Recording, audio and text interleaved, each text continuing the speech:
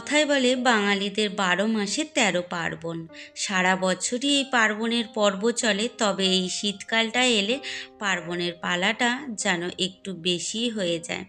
আজও সেই এক নিয়ম পালন হচ্ছে আমাদের বাড়িতে। আজকে হচ্ছে মা লক্ষ্মীর পুজো। নূতন ধান দিয়ে মা লক্ষ্মী নূতন ধানে বসবেন। তো চলুন সেই জোগাড়টা করছি আর আপনাদেরকেও সাথে দেখাচ্ছি। এই যে মোটামুটি আয়োজন করে নিয়েছি। আর এখানে হলো আমাদের চাষের নূতন ধান, যার ওপরে মা লক্ষ্মী নারায়ণ সহ বিরাজ করবেন। আর মধ্যবিত্ত ঘরের পুজোর আয়োজন অতি সামান্য। আসলে পুজোর আয়োজন সামান্য হলেও কি হবে, ভক্তি শ্রদ্ধা যদি মনে থাকে, বাহ্যিক আয়োজন আমার কাছে মনে হয় খুবই তুচ্ছ। তবুও যা নিয়ম মেনে যেগুলো করার দরকার সেগুলো করে নিয়েছি।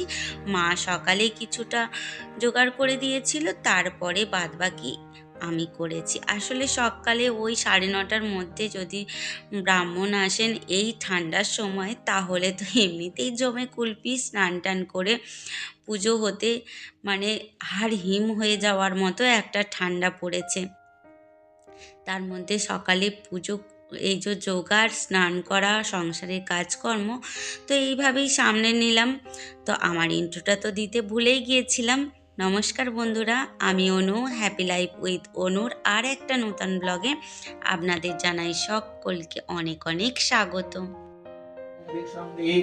ওম নমস্তে পঙ্গনারায় নমঃ। ওম সচন্দন গন্ধা পুষ্পং পঙ্গমরুগাং বহুরূপায় বিষ্ণবে পঙ্গজায়। হয়তো ভাবছেন কি খেপি রে, এত পরে নিজের ইন্ট্রোটা দিচ্ছে। আসলে কি বলুন তো, ওই যে মনের সব কথা যখন বলতে শুরু করি, দিক বিদিক জ্ঞান শূন্য হয়ে পড়ি। কি যে বলছি তাও জানি না। আর পরিচয়টা রোজের কি দেব, আমার সকল বন্ধুরা তো জানে আমি কে, আমার কি পরিচয়। তবুও প্রতিদিন আর একবার স্মরণ করিয়ে দেওয়ার একটা ছোট্ট মাধ্যম। যাই হোক, প্রতিদিনের মতো আজও বলি, যদি ভালো লেগে থাকে ভিডিওটা কোনো অংশে, তাহলে লাইক কমেন্ট শেয়ার করে আমার পাশে থাকবেন।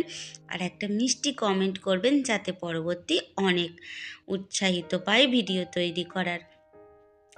যাই হোক, পুজো তো হয়ে গিয়েছিল, আর এদিকে ভাতও চাপিয়ে দিয়েছিলাম কাঠের উনানে, বেগুনও ভেজে নিয়েছি। আজকে যেহেতু নিরামিষ, তো মুগের ডালও সিদ্ধ বসিয়ে দিয়েছিলাম। অনেক কাজ করে নিয়েছিলাম অফ ক্যামেরায়। আসলে সমস্ত কাজ তো আর ক্যামেরা অন করে করা সম্ভব হয়ে ওঠে না, যতটুখানি পারি আপনাদের সঙ্গে শেয়ার করি। আর এই যে মুগের ডালটা সাম্বার দিয়ে নিলাম, তেজপাতা, শুকনো লঙ্কা, একটা ছোট এলাচ, ব্যাস মুগের ডালটা দিয়ে লবণ মিষ্টি পরিমাণ মতো দিয়ে দেব। আর সাথে দেব একটুখানি ভাজা মশলা। ভাজা বলতে এটা হচ্ছে শুধুই জিরেকে একটু রোস্ট করে নিয়েছিলাম, সেইটাই গুঁড়িয়ে নিয়েছি, দিয়ে দেব। আসলে নিরামিষ রান্নার দিনে এই একটুখানি মশলা দিলে বেশ ভালো লাগে। পুজোর সম্বন্ধে তো সেরকম বিশেষ কিছু বলা হয়নি। ওই যে হাঁড়িটা দেখলেন, ওতে আমাদের লক্ষ্মী নারায়ণ থাকে। প্রতি বছর নতুন ধান উঠলে আবার সেই ধান বদলে আবার নতুন করে লক্ষ্মী নারায়ণকে স্থাপন করা হয়। তো যাই হোক, এই দিকে দেখুন আমি ফুলকপির তরকারি করে নিচ্ছি। ফুলকপিটাও হালকা করে ভেজে নেব, আর একটু তেল ঝাল মশলা কম দিয়েই রান্না করছি। কয়েকদিন হলো, তবুও ছেলে এসেছে, একটুখানি না মজে রান্না করলে ও আবার খেতে চায় না। তো তারই মধ্যে তরকারিটা বসিয়ে দিয়ে একটু খেয়ে নেব প্রসাদ, কেননা পুজোর পর থেকে আমার প্রসাদ খাওয়া হয়নি। তো এই প্রসাদগুলো নিয়ে বসেছি, একটু খেয়ে নেব, তারপরে আবার তরকারির দিকে চলে এসেছি। এদিকে রান্নাটা আমার প্রায় হয়ে গেছে, প্রায় কেন হয়েই গেছে, এবার নামিয়ে নেব, তারপরে খাওয়া দাওয়া। দেখা হবে আবার বিকেলে।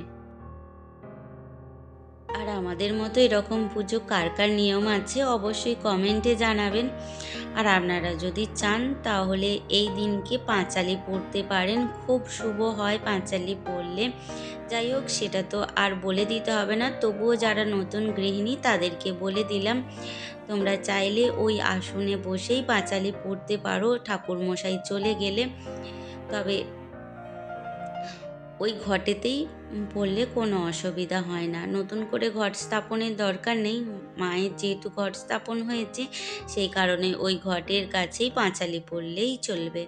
সেটা সন্ধ্যা দিয়েও করা যায়, তবু সঙ্গে সঙ্গে করলে খুব ভালো হয়। যাই হোক, বিকেলবেলায় গাছগুলো একটু জল দিয়ে নিচ্ছিলাম। আর আমার গাছে নতুন ভার্বিনা কেমন লাগলো কালারটা অবশ্যই আপনারা কমেন্টে জানাবেন। কি কিউট যে ফুলগুলো, ছোট ছোট হয় তবুও ভীষণ সুন্দর হয়। আর এইটা তো পিটুনিয়া, আপনাদেরকে আগেই দেখিয়েছিলাম। লাল ভেলভেট রঙের এই পিটুনিয়াটা দেখলে আমার মনটা জুড়িয়ে যায়। আর তার সাথে সাথে এই যে ফুলটা একটু জল পড়েছে, সেটাও পরিষ্কার করে দিলাম। তাহলে আজকের মতো আসি, দেখা হবে আবার। খুব ভালো থাকবেন, শরীরের খেয়াল রাখবেন।